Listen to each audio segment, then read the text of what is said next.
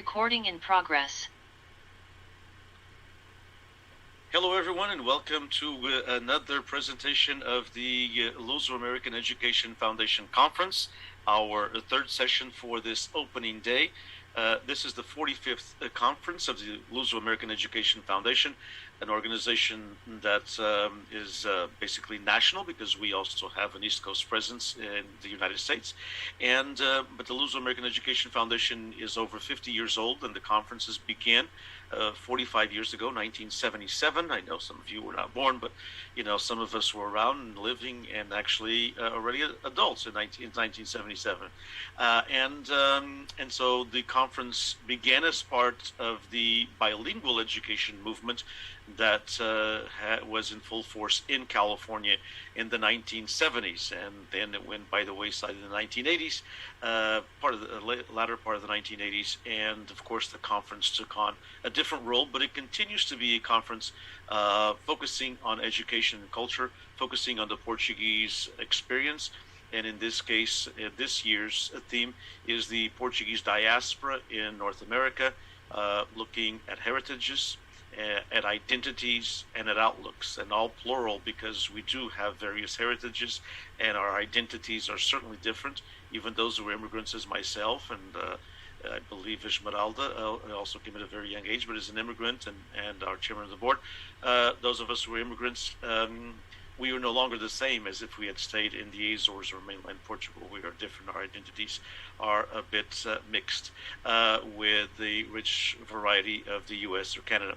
And so I want to thank all of the panelists here. I want to thank our chairman of the board, Joseph Rezendes, for being here. Joseph, would you like to just begin with a couple of welcome remarks, and then we will the panelists will introduce themselves. You're on mute, Joseph. That happens to me all the time. It's okay.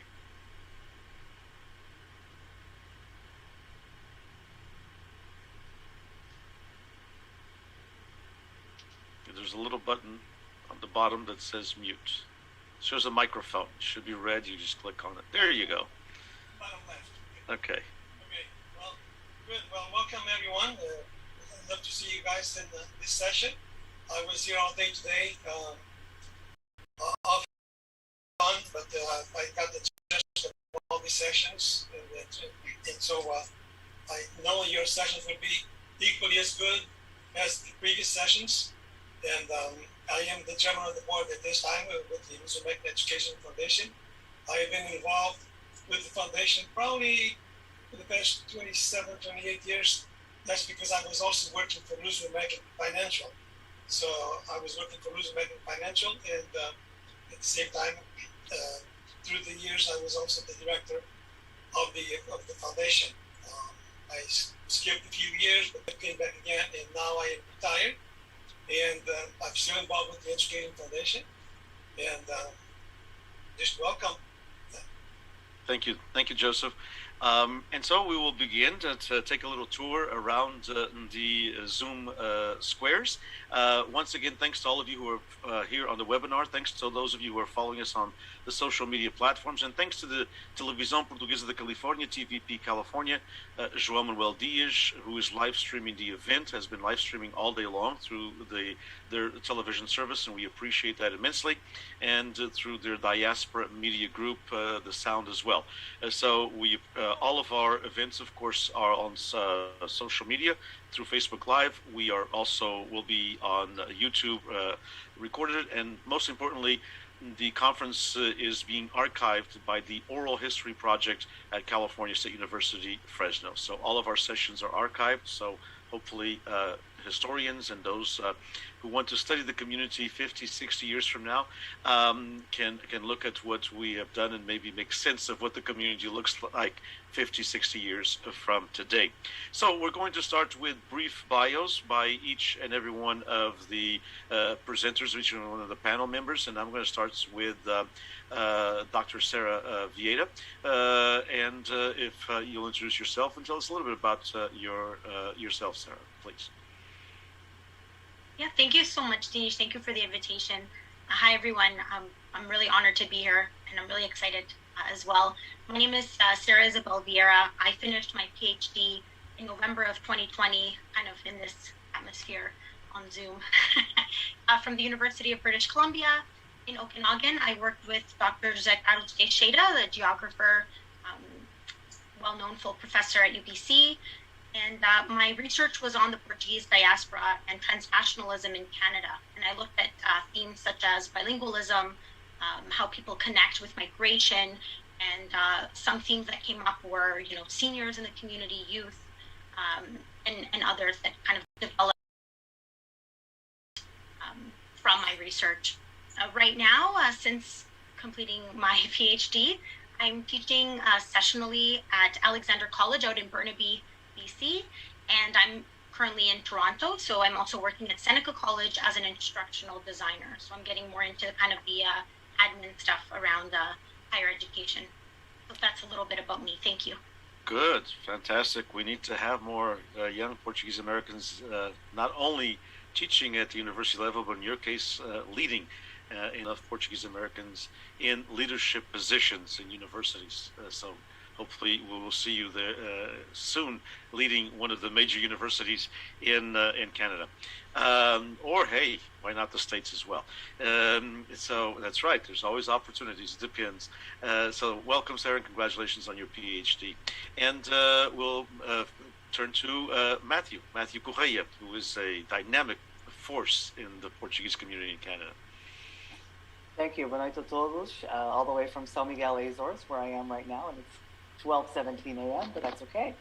I am Matthew Correia, a well-known talk show host, presenter, co-host of Gente Nossa TV, which is the eldest Portuguese television program, which is produced by Nelly Pedro, who was just on the live about an hour or so ago. And so I've been on the Portuguese television now for 11 years as co-host. But before that, it all started through folklore. I was a dancer and now president of one of the folklore groups, Pérolas do Atlântico, of Casa dos Açores in Ontario, and involved in the community through Casa dos Açores as well. I was one of the board members for 10 years. And also am currently the Special Projects Manager of the Federation of Portuguese Canadian Business and Professionals, where I met Sarah Vieira, who was one of the scholarship winners, and so leading in that aspect as well. Most recently, in May of this year, I was elected Councillor of the Azorean Diaspora, which is a project run by the regional government of the Azores.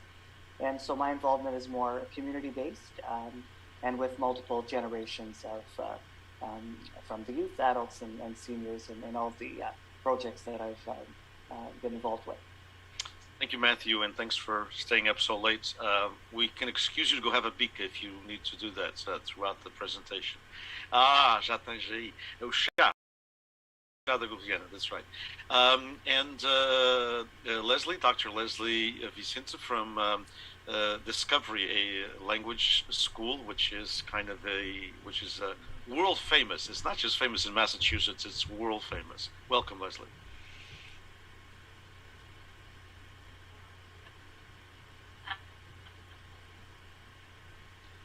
Thank you. You're exaggerating it. First of all, thank you for having me. It's nice to meet you all. So my name is Leslie Ribeiro Vicente. I was actually born in San Diego, California. And then I moved to the Azores, I don't know, maybe 6 months, I don't remember. So then I immigrated into my own country. So I consider myself an immigrant in USA, even though that's where I was born. I have a doctoral degree in educational leadership and public policy. Sarah, I thought your dissertation is a great topic. Mine was not. Mine was on the banning of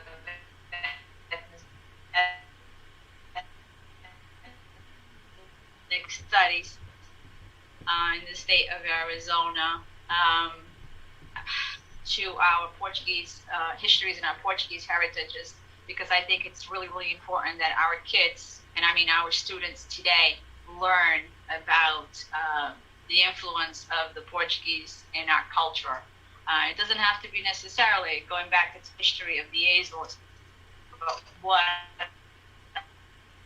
our grandparents, what our parents, when they, built here. So I run the Language Academy in New Bedford. It's a community school. It's a Escola Oficial Portuguesa in New Bedford. when I first started, it was a little bit of a little school. Now we've gotten a little bit, I guess, bigger, but it's all because, and we can talk about, it's all about relationships and working with other people in the community, and really forcing ourselves as a force, as a Portuguese force in a community, by working with other organizations. So I work at the school, I work on projects, I work with a lot of organizations. I try to work with everyone for the betterment of the school and our culture and our language. That's it. Thank you. Thank you so much, Leslie. And back to Canada now to Esmeralda Cabral, who is coming to us from Vancouver, and who is also, I might add, an awesome writer with the most wonderful memoir that she read a bit from it a few weeks ago in an event that we had for the Garro Colloquium, and we hope to see it published soon. Esmeralda. Thank you, Denise. Yeah, and I was so excited to think that Sarah, when you were saying you're BCO and Burnaby, but you're not in Vancouver, are you?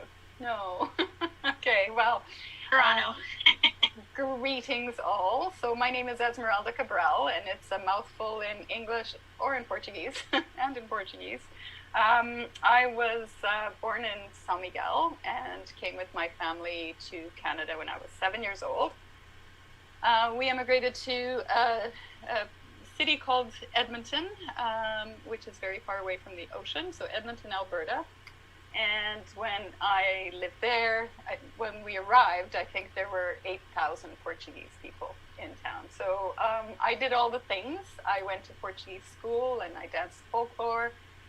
And yeah, we went to all the festas and everything. And then as an adult, I moved to Vancouver when I got married. And now I don't do all the things. I'm not very connected to the Portuguese community here, sadly, just because of geography and a number of other things. So I feel like I straddle two worlds.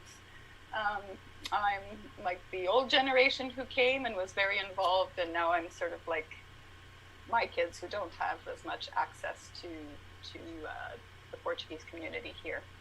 I've had several incarnations as an environmental consultant, as I taught English for a while, and now I'm a writer. As Tanish said, I've just finished my my first book-length manuscript and hoping to get it out there sometime soon. Indeed. And so a wonderful piece that Esmeralda read for us here a few weeks ago.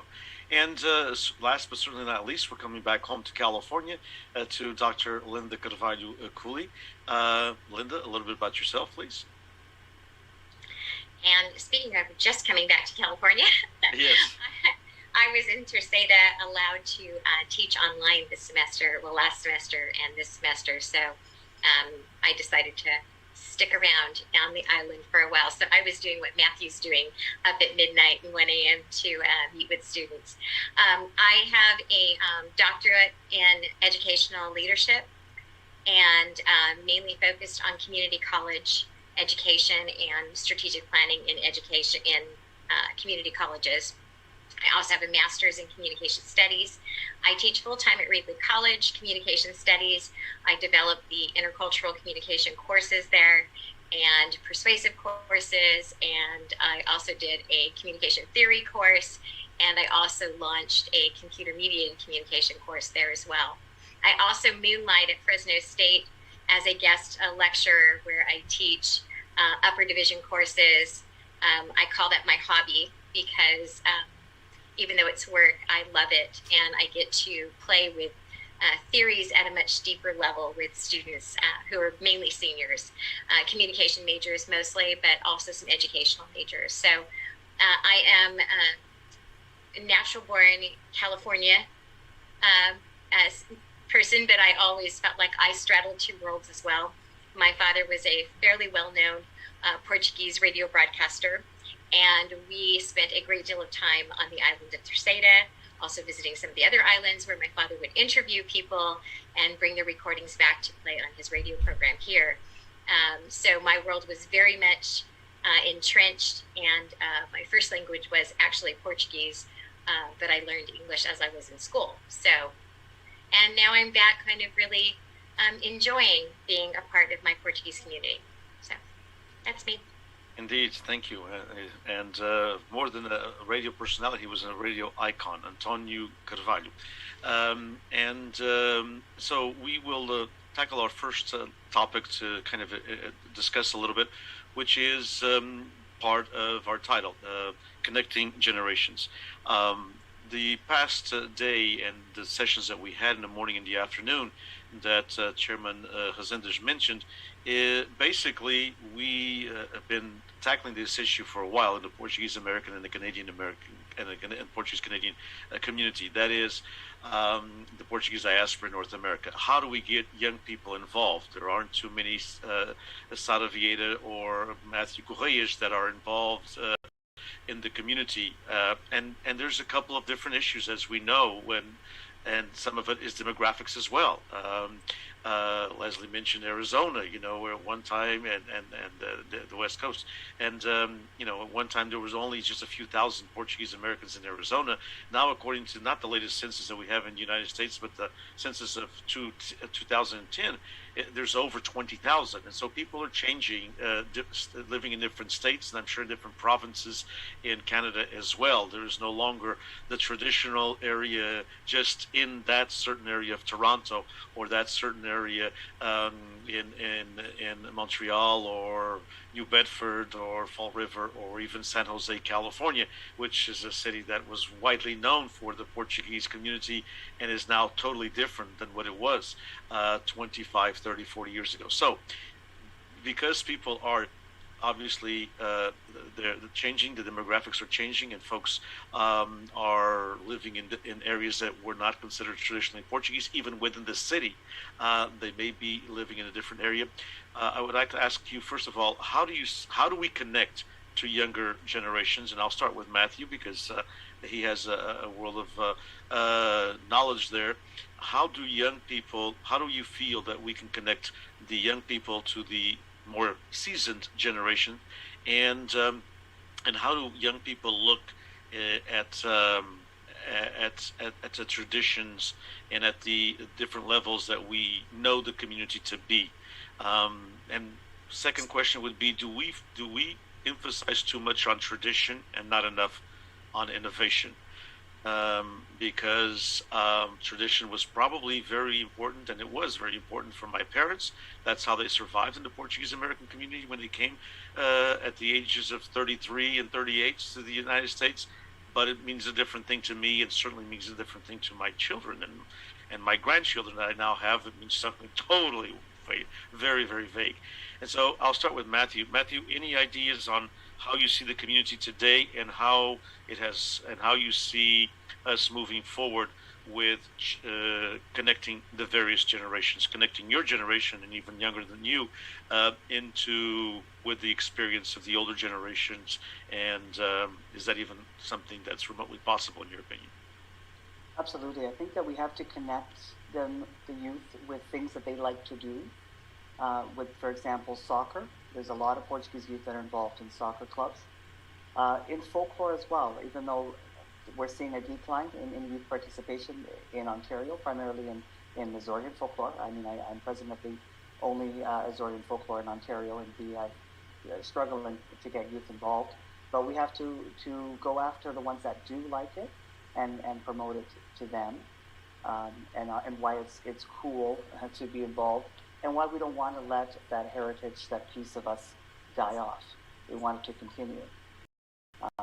We also need the youth to get involved in clubs and associations, in different organizations in our communities, and to do that, we have to allow them to come up with their own ideas, their own creative input, and modify some of our traditional ways of doing things.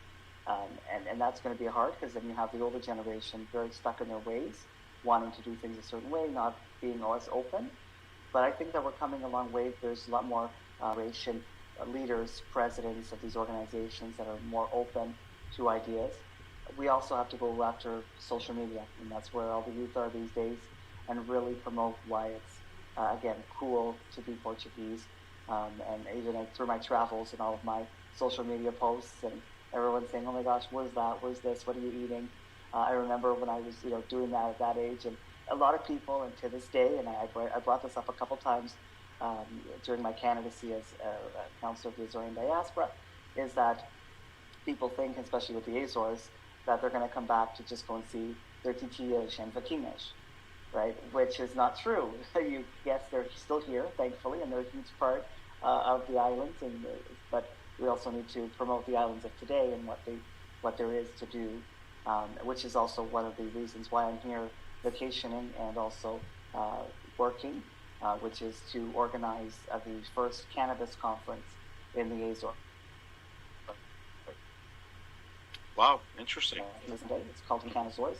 That's together with Dr. Graça Castanho, who was the former regional director of the communities, also with the various organizations, TVP, the Associação Agrícola, to try to promote hemp here and the cultivation and production of that here, which is something I hear from a lot of youth, is that, hey, where can I get my weed? Or where can we get for medical benefits as well? And it's still not something that's very spoken about and promoted here. It's still very taboo.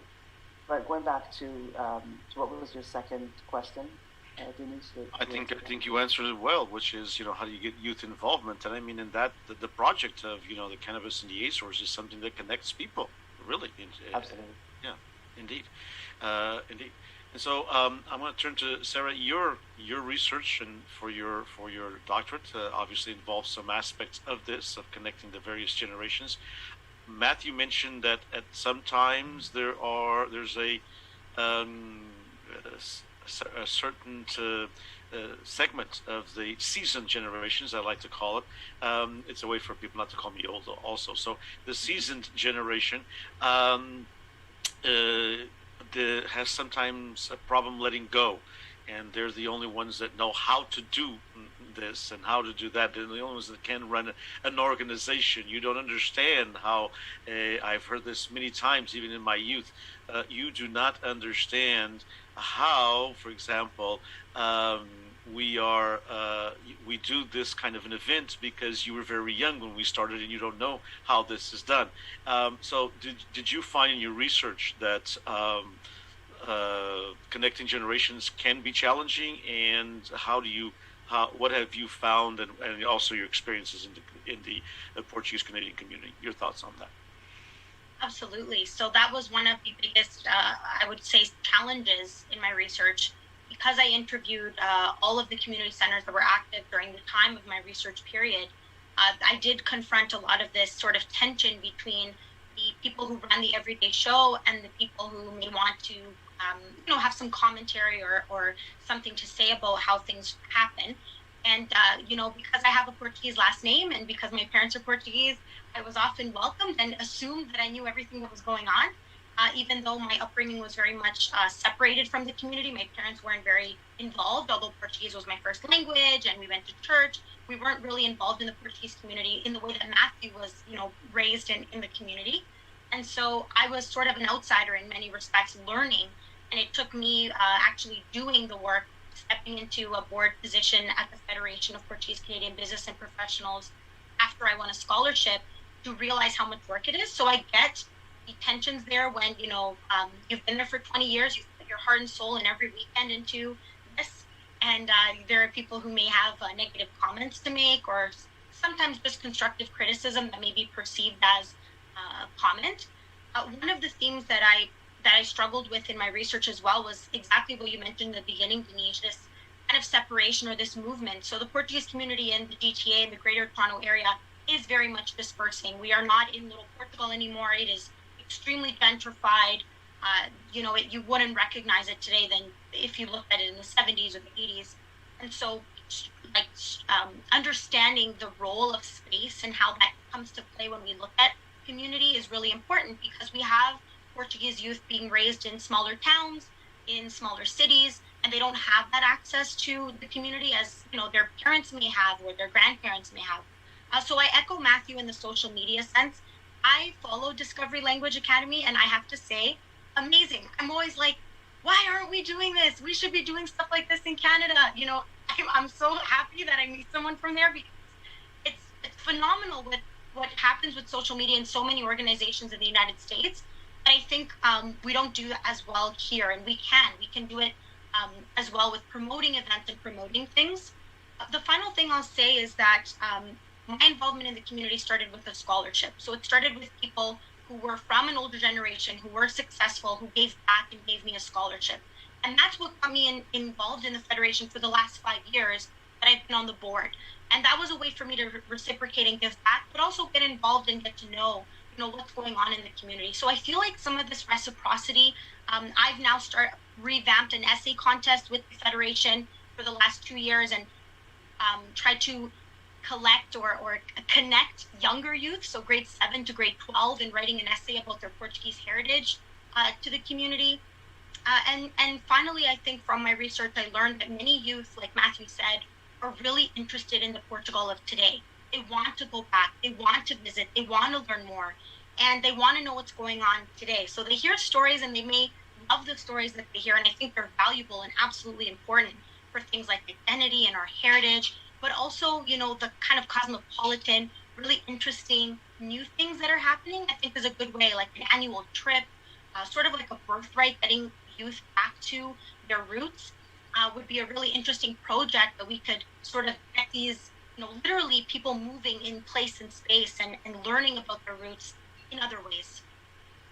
Indeed, that's a very good idea, actually, in a different manner, but the Jewish community does that very well here in the United States. They take every year a group of Jewish Americans, and they spend 3 weeks or 4 weeks, depending on the program, paid by the Israeli government, which, of course, we know has different funding than the Portuguese government has, but it is something that is worthwhile. And I think sometimes in the Portuguese American community, sometimes the Portuguese and Azorean government and the Benedict government as well will spend some money on issues that are not already pertinent to this young generation.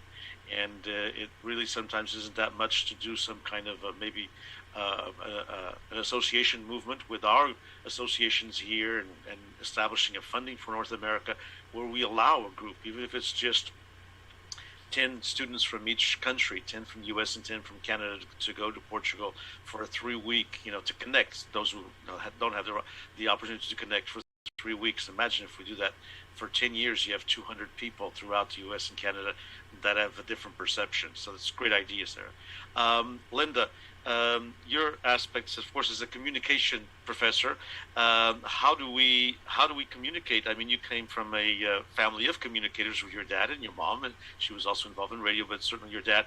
And so how do we connect the various generations? And your experience, of course, here in the Valley and here in California, we're running into a situation that Sarah mentioned, and Matthew as well, which is the younger generation really is not involved. And when there is some younger generation involved, it seems like it's the same 20 kids that are the same 20 or 25 kids are in folklore, and they are in band, and they are in this, and they are in that. And so how do we go beyond what was done and salvage, you know, all the great work that has been done by prior generations? You know, as I was listening to Matthew and Sarah, I was thinking how, especially I loved when Matthew said that it's not the same Azores. It's not the same Azores. And I think that that's really important for all of us to remember, that we can't present what our heritage is as what it was necessarily. We have to get them to celebrate what it is to be Portuguese today. And if you go to the islands or you go to the mainland, you see a lot of young people wearing American style clothing and listening to French music and British pop music and rap music, and they very much want to embrace something new as well. And I think that I think if all you paint of the Azores is folklore and bullfights and Ajavelas, I'm thinking of some of the cantorias and stuff. I think that that's not going to be something that's going to excite the younger people. I love the social media connection. I think that's a great idea.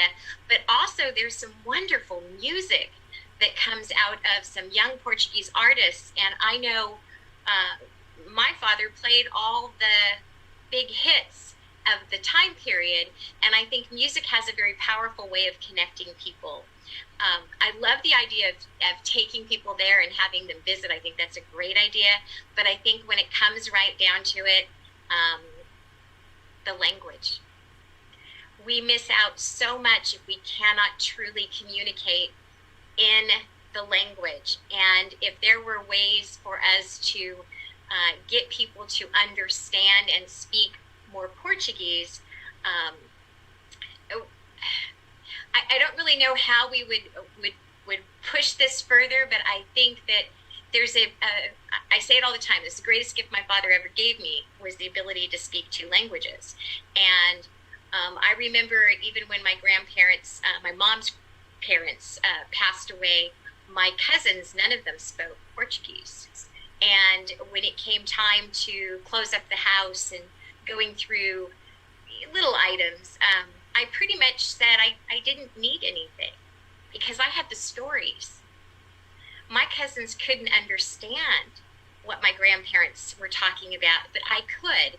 And it was such a beautiful gift. And I think that if we could get more young people to speak, even if that's what we did, is to get some money to enroll students, young Portuguese students, into classes just to learn how to speak, I think that would make a huge difference.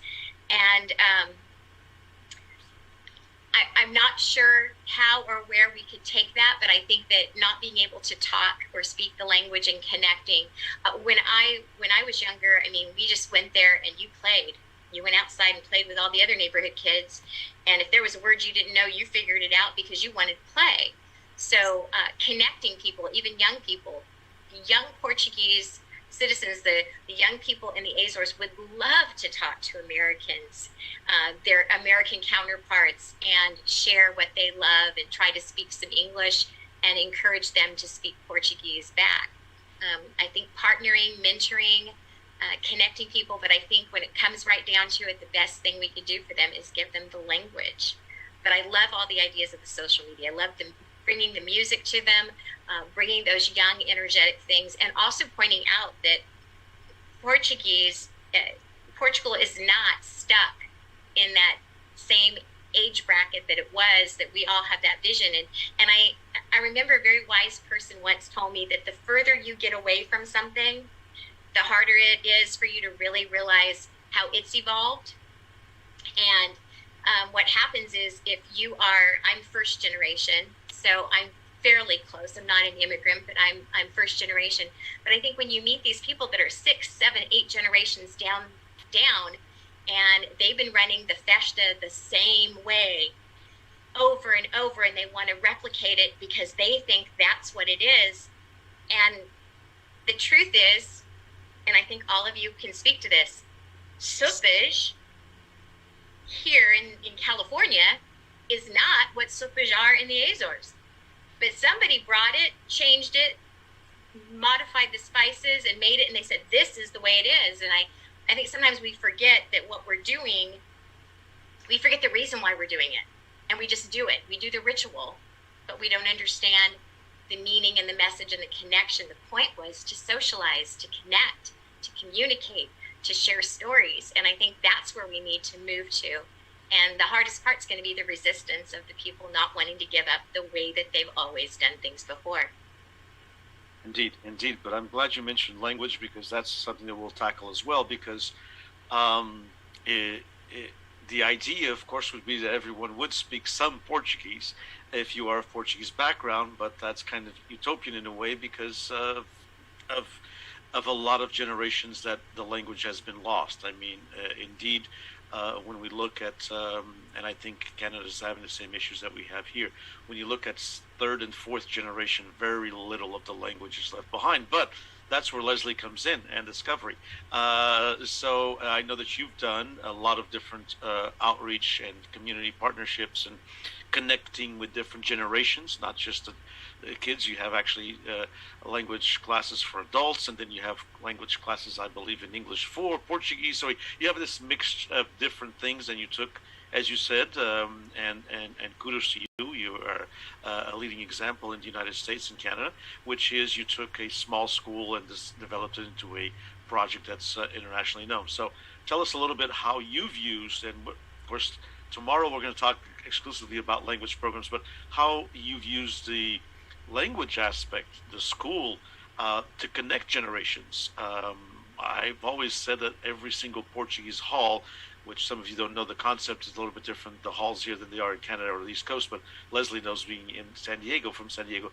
The Portuguese hall, I've always said, if the Portuguese hall is having an issue surviving, the best thing is start a Portuguese language school, because then the parents are taking the kids over to the school, and if they're disconnected with the hall, hey, now they're connecting once a week or twice a week to the Portuguese hall. So if every single Portuguese hall in California, and there's about 85 of them, had a Portuguese language school, even if it was just once a week, even if it was just once a week, it would be one way to bring those young people, that younger generation, that is hard to bring in. And when we're talking about especially those who are just starting families, who are in their late 20s or early 30s, and they're starting families, and in their mid 30s, and they have kids who are now 7, 8, 9 years old, and they're not connected to the Portuguese organization. If there was a school there, that would be one way to connect. And Leslie, you've done a great job there. So tell us a little bit how you've connected the different generations using language, basically. Thank you, Denise. First of all, I don't know how my internet connection is, and it was a little off a little while ago, so I apologize. This is what happens when you upgrade your internet to make it better. It gets worse. When it comes to Portuguese and, getting kids or adults, especially in the kids, you have to be really tricky. You have to come up with these, especially preschool kindergartens, you have to come up with these ways that they're fun, and you're fooling them. They think they're playing and they're singing, but they're not. They're learning the language. Before you know it, they already know numbers, they already know college, and you keep going. We use a lot of activities, we use a lot of technology, we use a lot of games. This is for the younger kids. But going back to the connecting generations, which to me is extremely important, the soccer, Matthew, you are on target. If we can have clinics and connect, and you can get, like when Portugal won the World European Taça, I was teaching at the time. Every student of mine was Portuguese, even the Irish kids. They're all Portuguese. They all raised their hands. I'm Portuguese. Red hair, freckled, they were Portuguese. So yes, those things really, really connect. Those events, obviously, it's pride. And that's what's really important, is to introduce and to keep that Portuguese pride alive. Another way that we do it is, believe it or not, through cooking and culinary. The old saying that, going to something about you cook, happy wife, whatever, happy husband, doesn't matter. But cooking, we do a cookbook where the kids have to cook at home with the grandparents. They take pictures. Whatever they cook, we do the cookbook. So, and then we translate the Portuguese and English. But just that little bonding with the parents. And from that comes another project where they ask their grandparents, where are you from? How did you get here? Why did you come here? And then they get really curious about their family, of how they become, because a lot of them have no idea. I was one of them. My father was one of the founders of the Casa dos Açores here in Fall River. I didn't know until maybe 4 years ago, because he was out there in the community, and I was a teenager. I was too busy being a teenager, and at that time, I'll be honest, I wanted nothing to do with Portuguese. So, because I really didn't know. That's one way. Another thing, I'm lucky because New Bedford has an immigrant assistance center that has an elderly group. So I do a summer program. So they come to us, and for this year, it was crochet. You go on our website, you see the elderly group crocheting. When they came, some of the teachers like, oh, I don't know if the boys are going to want to crochet. Are you kidding me? The boys at break time were like, can we crochet? Can we do the crochet? So that there's a connection, and there's a sense of respect for the elderly. And somehow, when they talk, they'll listen. They have these really, these soft spoken voices.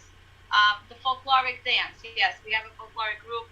It's the little kids, but our musicians, our singers are the old kids. But we try to do, so we did a student exchange where we went to São Miguel, Escola Água do Pau, we did that. Our students have gone to Parlamento Jovens, which is open right now. You guys should all, we're going to try, should all try it too. So if if you're anybody has a Portuguese school, we're going to give it a try again. So these experiences are really important, but you need to connect with the culture before you connect with the language. You cannot get these kids to learn the language if they don't appreciate the culture. You can shove language anywhere, it's not going to happen. They need to understand the traditions, they need to like them, they need to think, oh, this is really, even if it's a the little four-year-old singing a Loja do Mestre Day and think it's a lot of fun. That's something, believe it or not. And of course, like I said, there's the soccer and there's the folkloric and there's the culinary. But I tell parents all the time, if you have a chance to send your kids to Portugal to live, and sometimes we think, oh, we don't want our kids to go, but to live with a relative, it's a grandparent, take that chance, send your child, go get them after, even if it's 3 weeks a month. That's the best gift you can give your child. It's a summer in Portugal. That's going to bring, that's going to open doors for a lot of opportunities for a lot of those students. But like I said, the language. Linda, you're right. The language is so important. But forcing kids to learn the language without showing them the beauty of the culture and the traditions has not worked for us. We do a lot of community service too with the kids. We do food donations. We get involved. A folkloric group does go around and perform. They've been stuck for the last 2 years because of COVID-19. So they're going to have their first performance. They lose their shoes while they're dancing. Anything can happen, but it's okay. They're kids. And we tell them about the dance. Well, I don't. The director does. Why is that dance like that? Why do they turn to the left? What does the song mean? And they like it, but we make it fun. That's really important. You have to get them that way when they're 4, 5, 6. Then when they get to 8 and 9, you start teaching them the other things that, by then they're hooked anyways, right? So that's how we do it. That's my formula. I mean, I'm sure there's better ones out there, but that's the best that we do here in New Bedford. That's a wonderful formula through the culture and through the interests of everything from sports to, at that age, what's important, of course, and trying different foods is a good way to bring in the language, obviously. Esmeralda, of course, being in Vancouver's a changing community. It's very integrated, and that's part of our issue as we integrate more and more into the American and Canadian mainstream. We lose cultural elements. Integration is great. It brings us lots of different opportunities, but there is a loss. That's just something we have to deal with. We have families here that immigrated at the same time that we did in the 1960s who were my age, 9, 10, 11 years old when they immigrated. They no longer speak Portuguese because their parents made a choice for the parents to learn English to be successful in their fields that they were going into. And so the idea was learn English from their kids at home and as they went to school and then themselves, and they made a cognitive decision to change, their language patterns from Portuguese to English, and in that a lot of immigrants my age lost their language. But in Vancouver, of course, it's a community that's integrated quite a bit. It seems like the communities out west, because of how they're dispersed, they integrate into the American or Canadian mainstream. How do you see the connections between the various generations, and in your case as well, using writing, and I know that you have a movement there in Vancouver, Palavras, and so how do you bring, the culture that way, whether it be in Portuguese or in English, but how do you bring the writers and the culture to the young generations and mix in and connect with all generations that may be distance from not just geographically speaking, but Vancouver and the west coast of the United States is very, very far from Portugal and from the islands, but also in as the younger generation moves forward. So tell us a little bit about your experience and your take on that.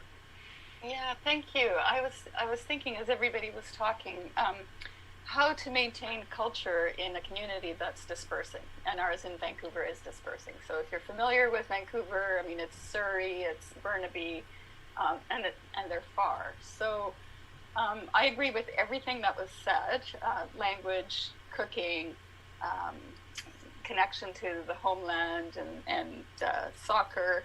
And I think of my own kids who are now adults, so they're not fluent in Portuguese, but I hope they, when I'm not around, I hope they speak. They're very shy to speak in front of me, but I think language is really important, and I think culture is so tied to identity. And so I think that they feel at least half Portuguese, which they are. But so I was thinking for us in Vancouver, that it's important not to be insular with our community, like to not just say, this is the Portuguese culture for and by the Portuguese. So thank you for mentioning palavras, Denise, because that was one thing that I tried to do. So I founded a reading series that I call Palavras, a reading series about Portugal and the Portuguese. And we only hold it like twice a year because our community is small. But one of the things I like to do is for each event is to have people who are Portuguese or have Portuguese ancestry, but also others who are Canadian, but just have an interest in Portugal. So they've either visited Portugal and are interested that way, or they've read some of our Portuguese authors. So, you know, if we have 4 readers, for example, I like to make it half and half. And I've had people ask me, oh, you know, they're not Portuguese, why are you involving them? And I really think that we need to make it less insular and more of a hybridization of culture, so that people are interested in, you know, so for instance, one of the readings we had was to celebrate Sofia de Mello Briner. And, you know, so then my kids were interested in Portuguese poetry, and they were looking her up, and you know, and now they know, and they're a bit more conversant in Portuguese literature and the names of, you know, Portuguese authors. So that's one small way that I'm trying, but I think that it's really important to do all of these things. We have to do it all somehow, but also intermingle, because just Portuguese, I don't know that it would fly here in Vancouver. Mm-hmm, mm-hmm. Yeah, and I think that will be the same in parts of California as well. We're a very older community, and we need to start with culture, as Leslie said. Even in the older generation, you need to start with culture, and then maybe we can get the language in, because indeed it's tough, and people are busy and everything else. But I wholeheartedly, as a language teacher, all my life agree with Linda. I mean, you lose a lot by not knowing the language, and one of our aspects here in California, which we'll discuss tomorrow, is basically the lack of Portuguese language schools. And so, you know, if you have the lack of that, it's tough to go forward. Let's continue the conversation of connecting generations. And I think that one of the aspects, and as we come to getting close to the end of our session, is that in connecting generations and connecting, we talked about the connection with Portugal and connection with the Azores. And one of the things that I'd like to look at is a couple of action items, and maybe based on your experiences and based on what you have done, whether it be palavras, whether it be discovery, whether it be casas de Açores, etc. How do we move forward with connecting the generations and getting Portugal and the Azores or the autonomous regions? And Matthew can speak to this as well, because he's there often, so he has kind of a home in both worlds. But that's a unique case, Matthew. You know, I would say that 99.999% of Canadians of Portuguese background, or Americans of Portuguese background, don't go to the Azores 2 or 3 times a year like Matthew does. So haven't even been to the Azores when it comes to 2nd, 3rd, and 4th generations, or mainland Portugal or Madeira. And so, how do we, other than having SATA workforce, free of charge, which that's not going to happen, how do we connect these generations to Portugal, and how does Portugal connect with its communities? I feel, and that I'm going to throw that out, and please feel free to disagree with me. And all my connections with the various generations here in America and the generations in Portugal, and I mean America, North America, Canada, and U.S., I feel Portugal still does not understand the communities. I feel Portugal still does not understand who we are, and basically I keep on saying that the English language, the lack of Portuguese cannot for younger generations and generations that are distant from Portugal, as far as second, third, fourth, cannot be a barrier to knowing Portugal. So Portugal also has to open up, because everybody does speak English in the younger generation in Portugal, as you all know. And so how do you look at that? And from all of your aspects, how do you look at the connection with Portugal, and how do we move, as it was said in an earlier session today, how do we move Portugal along with us? Because some people feel that we are way ahead in a lot of different aspects, as far as the mixing of identities, as far as the cultural outreach with other communities, the mixed marriages, et cetera, et cetera. We're kind of ahead. How do we move the powers to be, or in this case, the powers in place in Portugal, to the new communities? How do they also understand? How do we get them to understand who we are? That we are not our parents or our grandparents or our great-grandparents' generation.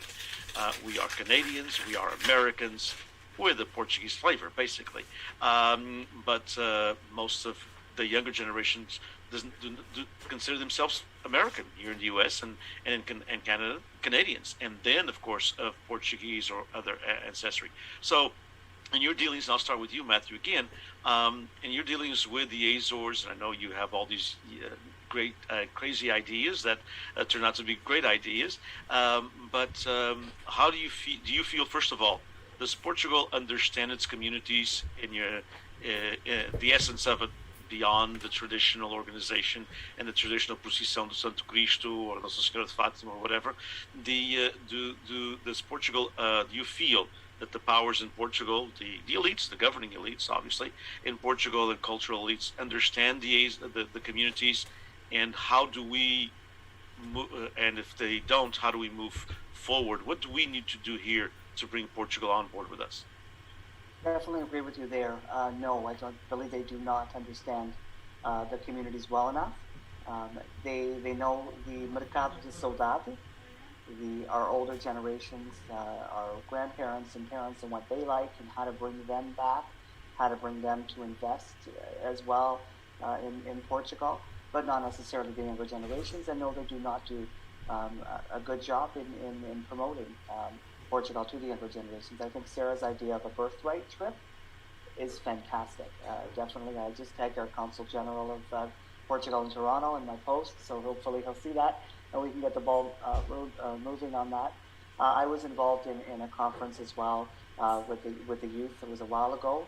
I was about 17 at the time, and it was great. I mean, there was about 20 of us from all over the world in the Azores in a hostel, and they had different presentations, and we were up drinking all night until 6 in the morning, because that's what you do in Portugal. Such an amazing opportunity, but then that stopped. It didn't get promoted year after year. Where was the funding for that? And also, like to Leslie's point, promoting Portugal outside of our community is important, right? And people that love Portugal that aren't Portuguese. Madonna, for example, who adores Portugal, and Fado and her sons in Benfica, and everyone, oh yeah, Madonna likes Portugal, it's cool. Stories like that, bringing success stories, successful Portuguese, Canadians, Americans, and that happen to be Portuguese, and having them promote Portugal, I think, would be a fantastic starting point for our Portuguese governments and elites, and then those with those responsibilities.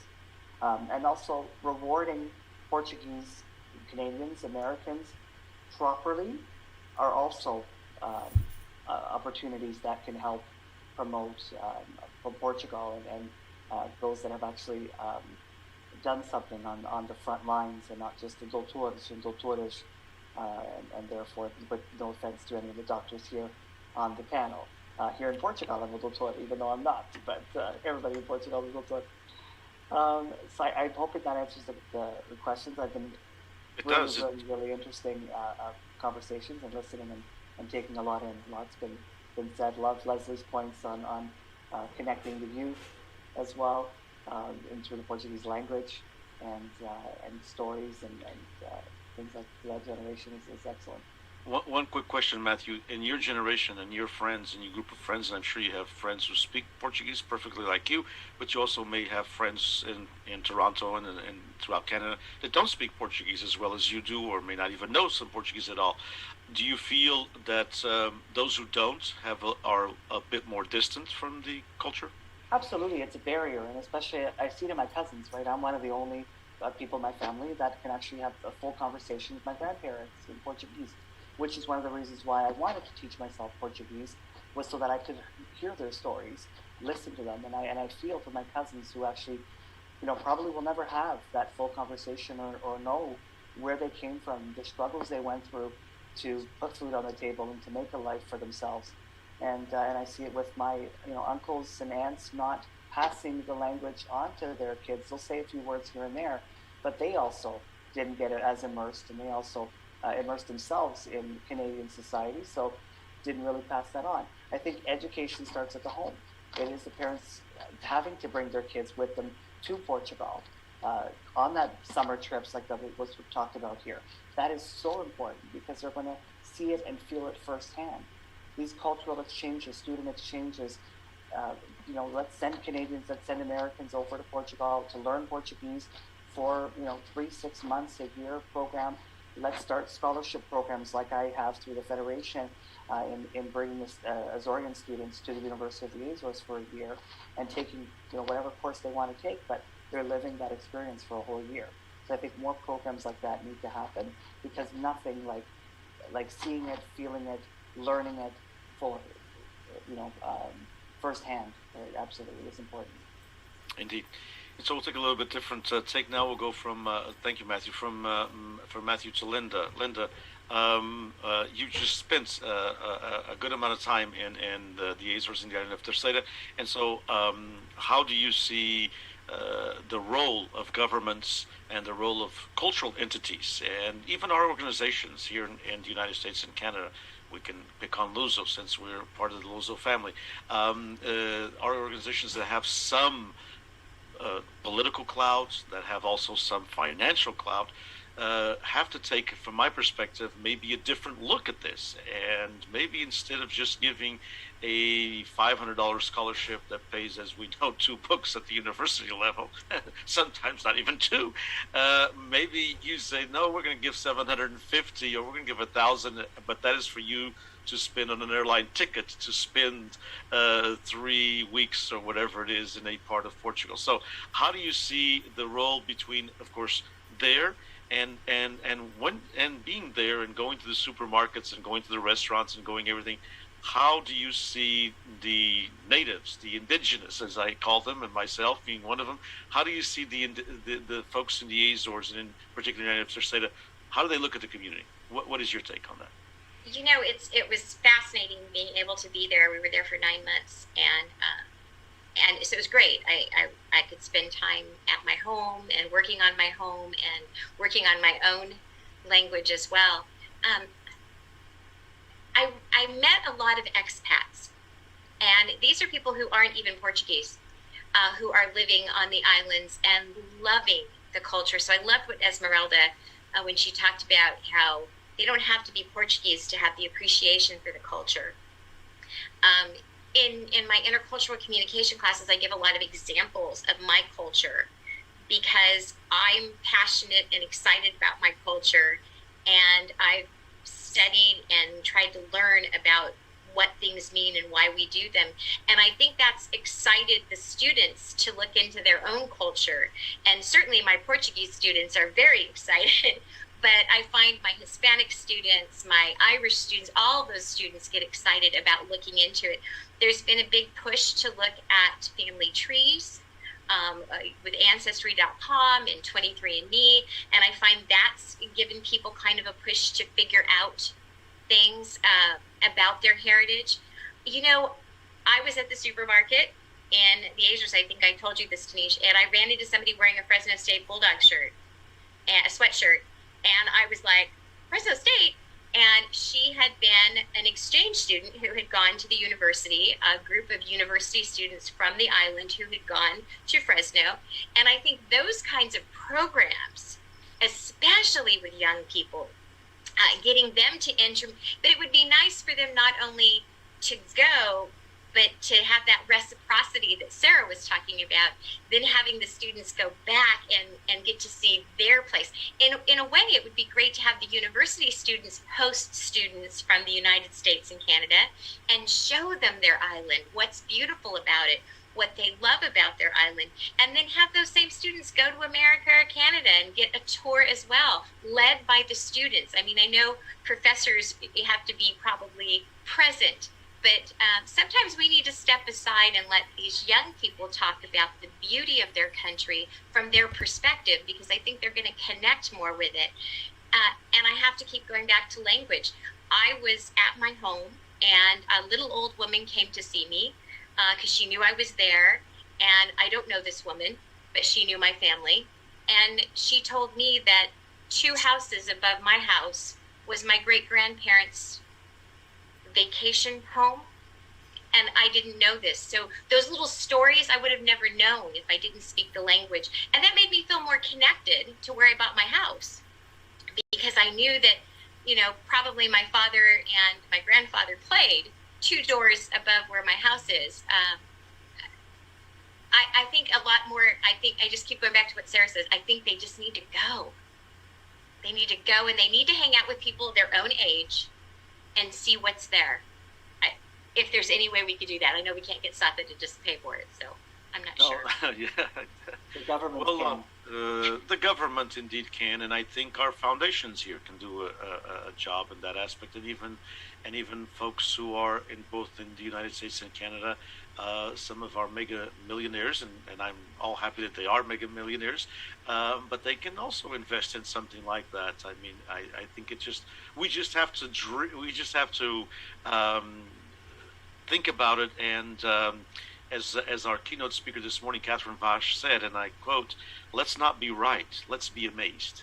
And so let's just be amazed by it, and let's if we are amazed if we're wanting to be amazed instead of worrying about being right, we will build these programs. And I think that there is enough will, as Matthew said, if by us, also applying some pressure to the government, to the private sector in both ends, and to the municipalities. Sometimes the municipality, for example, in the Azores, we have an exchange program with Fresno State, as Linda said. It's 5 students every year. 5 students. It's with the Terceta campus because it's our ACT campus at Fresno State, our College of Agriculture, our Jordan College of Agricultural Science and Technology. And our students, of course, enjoy it tremendously. And 5 of our students that went, 4 of them were not Portuguese, so only 1 was Portuguese. There were 2 Indian Americans whose parents own land here and are in agriculture. But the students from there got a lot, I think even more than ours that went there, from the aspect that they were able to actually, they said, you know, we have a working campus, so we have a 2,000-acre campus, and so they actually got to milk a cow after they were in the theory class. You know, they actually went to do the practicum part of the course. And so, indeed, I think that there is enough. If we are amazed by it and not worry about doing it right or wrong, I think we can get there. So, Sarah, your thoughts on that as well. Your birthright is a wonderful suggestion, and your thoughts on connecting these generations, and what can, in your research and talking to people, and of course in preparing for your doctorate, what do you think that Portugal, the Azores, Madeira, all of Portugal can do to build coalitions with us here in the United States to have a better connectivity. And do you feel that in your studies and in your research with the community, because you dealt with issues of identity and you dealt with issues of bilingualism, do you feel that folks, if they lose the language, their identity is at stake in some ways? Or what was your reading on that? Yeah, thank you. I think, firstly, I think that Portugal, we're all very lucky because at this point in time, Portugal is in right now. It seems to be on the, the top lists of all of the, European spots to hit, and, eco travel across the Azores and Madeira. So there is sort of, we have a leg up there in terms of selling this, at least to people who are into tourism and traveling.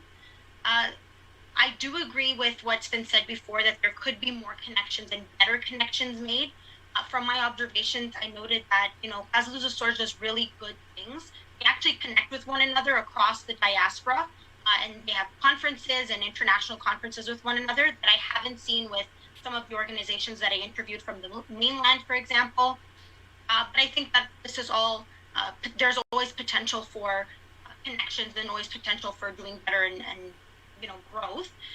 In terms of the question about identity and bilingualism, it was interesting because some of the participants that I interviewed were transnationals who had lived in both Portugal and Canada over their lifetime.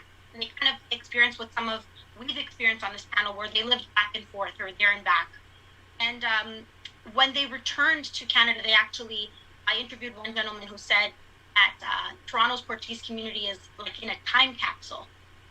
And I thought that was such a fascinating example or phrase that he used to explain what he was observing, because he didn't relate to the community in the same way, or to Portuguese-ness or Portugalidade, or whatever the term we're using. He didn't understand what was being represented in the community here.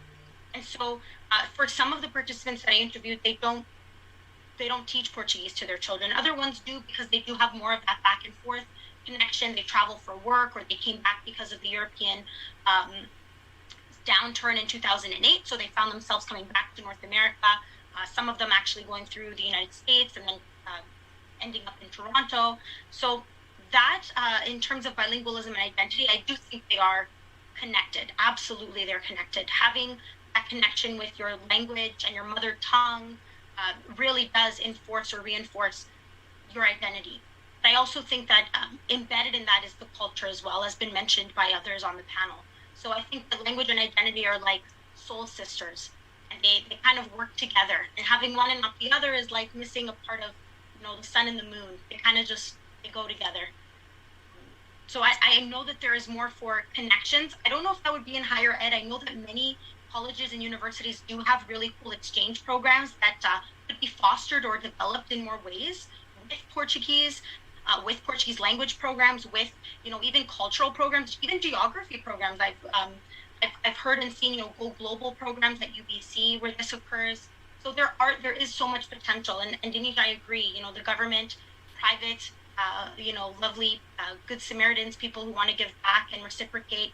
There's always potential for that. Indeed, and that's a very good point. Folks who have been successful in both Canada and the United States, and who want to give back, and sometimes we just don't have the proper channels or the proper ways in order for them to connect, and they can see that. I can tell you that in any kind of endowment kind of a process, and that could be something that we could work on, an endowment that would that would work with Portugal, and in this case, even directly with the Azores, for the birthright visit, because one of the things, and those of us in higher ed know this, one of the things that in endowment programs that I've seen, we have a very successful one, not in Portuguese, unfortunately, but in the Armenian studies at California State University, Fresno, and it's just the awe of the folks who gave to that endowment when they meet students who actually study Armenian and went to Armenia for the very first time, and how they feel such a pride that, hey, it was a lot of money that I gave here, but look at this connection that this group of young people were able to do. So I think we can pull together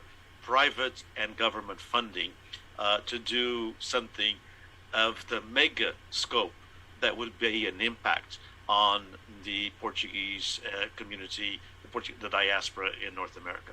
Esmeralda, when we look at these connections and when we look at Portugal and we even with Palavras, we're in the literary world, especially also, and we have an event coming up on Friday. But in the literary world, sometimes there isn't a lot of investment in both sides of the Atlantic. We don't see a lot of we see the famous Portuguese writers being translated to English because they are being translated because they're well known and the publishing house will pick them up and they'll sell quite a few thousand books. But we don't see the writers, for example, from the Azores or Madeira, smaller archipelagos, being translated to English, and we don't see the work of Portuguese American and Portuguese Canadian writers in the Azores, which I feel is a miss, because I think the Azores are not the same Azores without the diaspora. Just in the United States, there's 750,000 people who claim to be of Azorean ancestry. That's 3 times the population of the Azores. And what is it in Ontario? There's over 300,000 Azoreans. So that's way over the population of the Azores as well. Esmeralda, how do you see that? I mean, in order, from a literary aspect, are there a couple other connections that would be important? Because if the Azoreans are going to know the diaspora, they need to know about our writing and vice versa. Any thoughts on that aspect, or any of the other things that we talked about, obviously?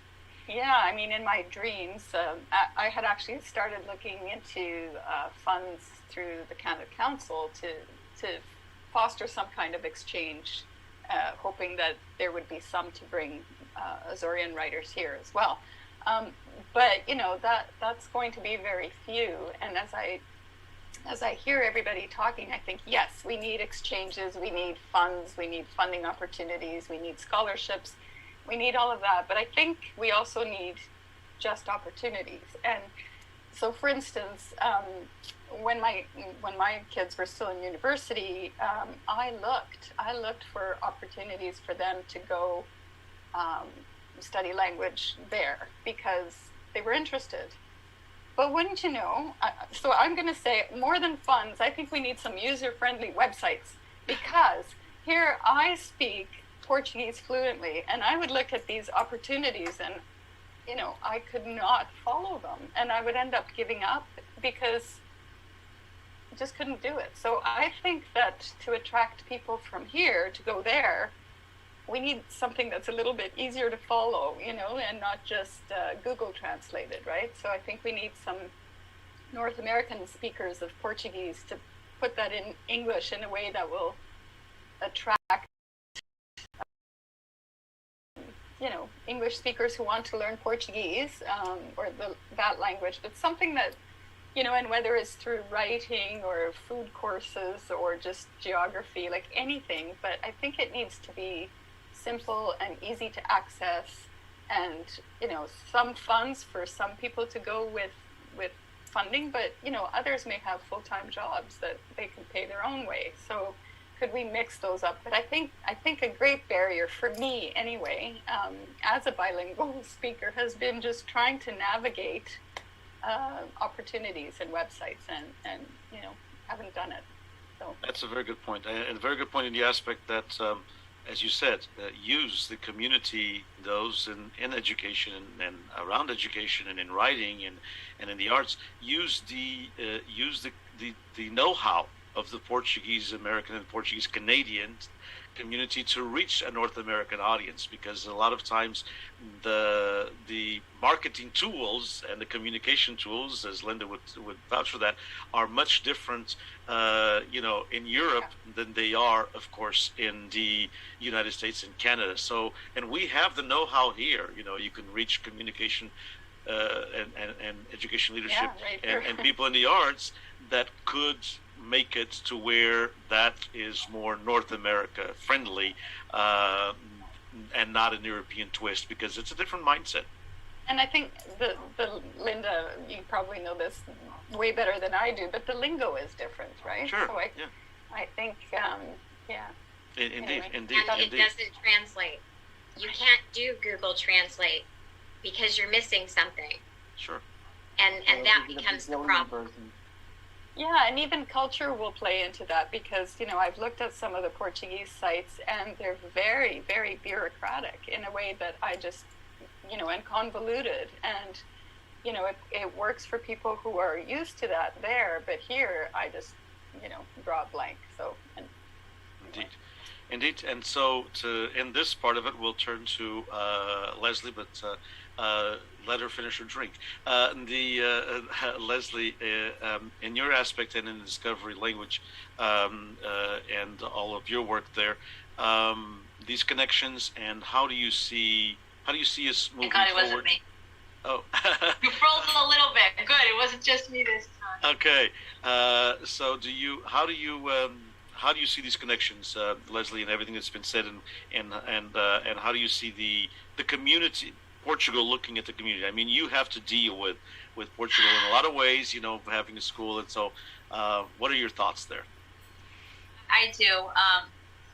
I personally, and from I guess I'm closer to Portugal than you guys are. Because of that, I get a lot of visits.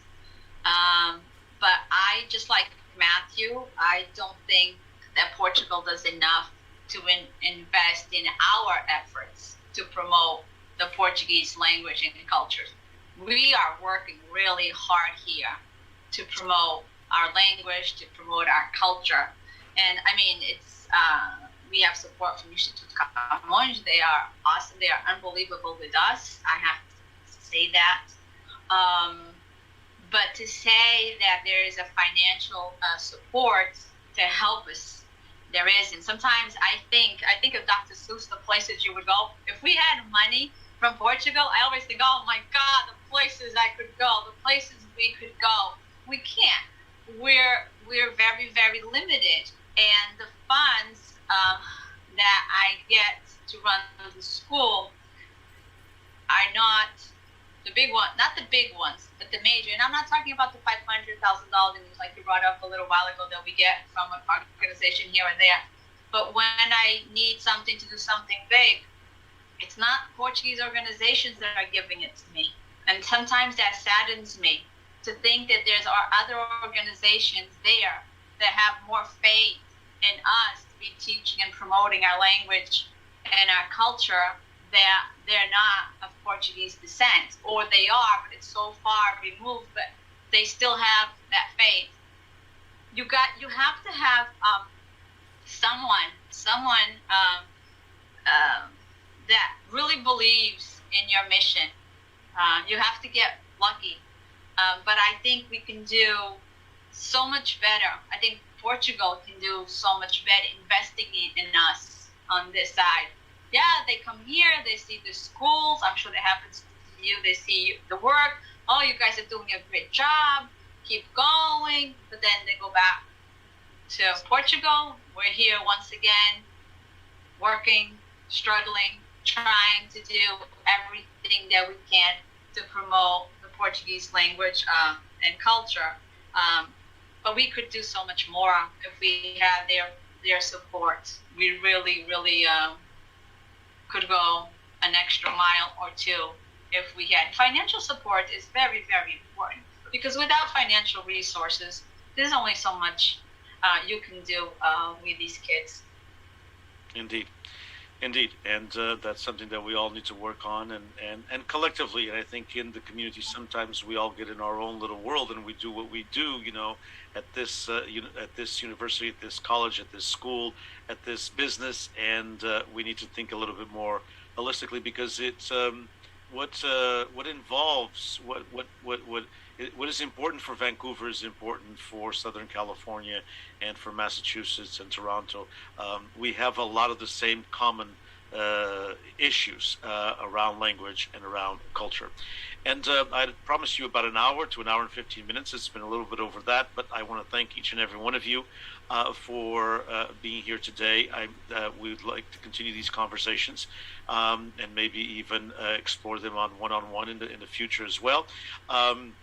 we can't resolve the problems of the world and the problems of the Portuguese American experience and the Portuguese Canadian experience in an hour and 15 minutes, but there's been some very good thoughts and a lot of notes that I've taken myself here. And I believe that the important thing is to continue the process of connecting all generations. Just with a little bit of a story, a couple of, as Leslie mentioned, we get the visits from Portugal. We also get them here, even though we're far away, but we get the visits. They like California, and as they should. And so just not too long ago, we had part of an exchange program. We had a dignitary from the Azores here, and it was part of the of a farm program. And at the end, we had a dinner. I mean, we participated in a dinner that was part of the event. And at my table, three people with Portuguese names, Menezes, Parreira, and Silveira. And so I asked them, Portuguese, and they said yes. And I said, from where? One of them knew, the other two did not. They said, I think from the Azores. And I said, who immigrated? All three of them, it was their grandparents.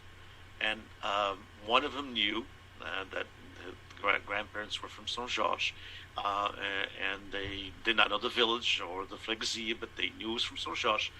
The other two did not. One of them thought maybe, and I told them, well, Parreira has to be from Terceira because it's a very big name in Terceira, is Parreira.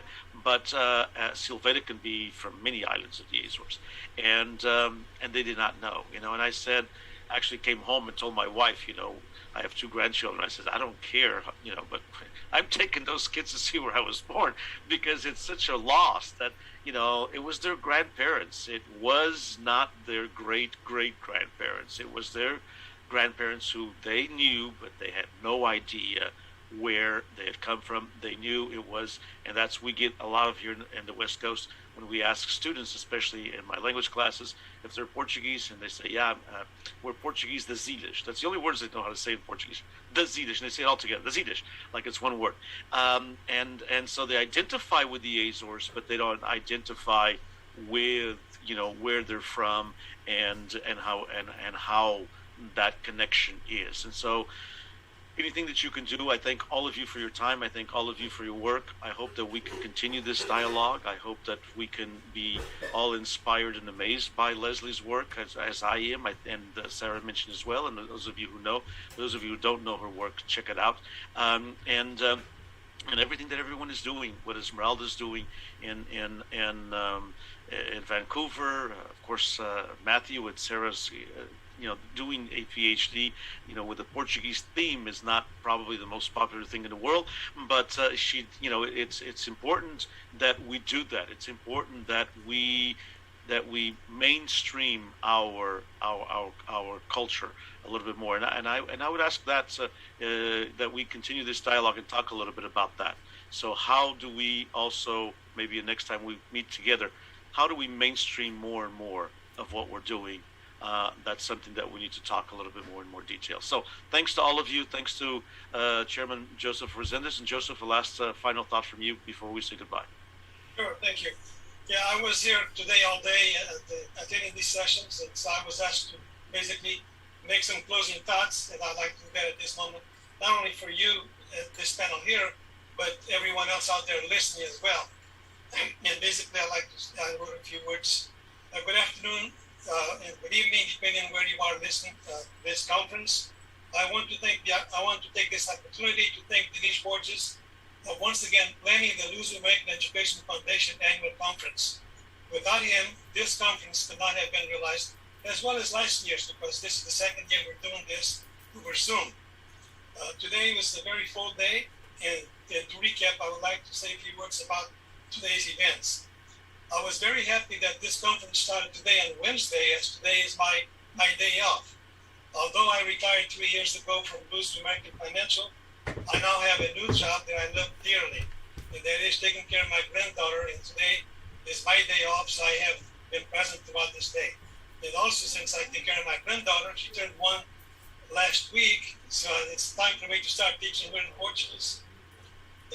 In the opening session, I had the opportunity to listen to remarks from our new Consul General, Mr. Pedro Pinto, the Vice President Associate, Mr. Artur Lima, and the message that they conveyed was a common message, and that is the need and the importance of promoting our Portuguese language, connecting with our Portuguese culture, and connecting with our youth.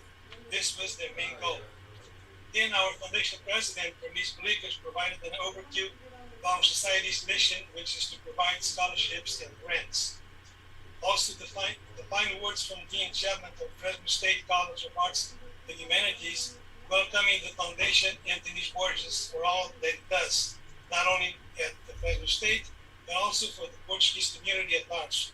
And thank you for recognizing Denise for all that he does for the community. Then there was a conversation with Mr. Eduardo Sergio, a founding member of the foundation conference, in which he provided the historical overview for the past 45 years of the foundation conference. The keynote speaker this morning, Catherine Barr, she did a great job. And I'm not sure if she remembers, but I actually met her 30 years ago at her house, her parents' house, when I went there to visit her parents at least to try to sell some insurance from Booster American. And when I left there, she had given me, or the father gave me the book, Portuguese in California, which I read, yes. Then there was a panel titled Today's Portugal in Diaspora. It consisted of Deb McCabe, Gonçalo Souza, Zé Luis de Silva, and Michael de Matos, a wide breadth of expertise and knowledge. Each of their presentations, sharing their view, was very inspiring. The message was that the next generation have a lot of work to do if we are to be here tomorrow. In the afternoon session, Diaspora dos Estados Unidos and Canada, the discussion focused on reflections of our community, teaching of the Portuguese language and opportunities in today's difficult involving our youth. And of course, this session kind of followed the same thing as well. So basically, to take out today's presenters, I can summarize this in two categories. And we must involve our youth in teaching the Portuguese language and culture to our youth. We must do those two things, those two categories. If not, we probably be like, maybe another nationality here in the United States. And it is critical that we do that. And in conclusion, I want to thank all of you that participated in the first day of our conference, and to all of you that are listening via Zoom, Facebook Live, and TVP.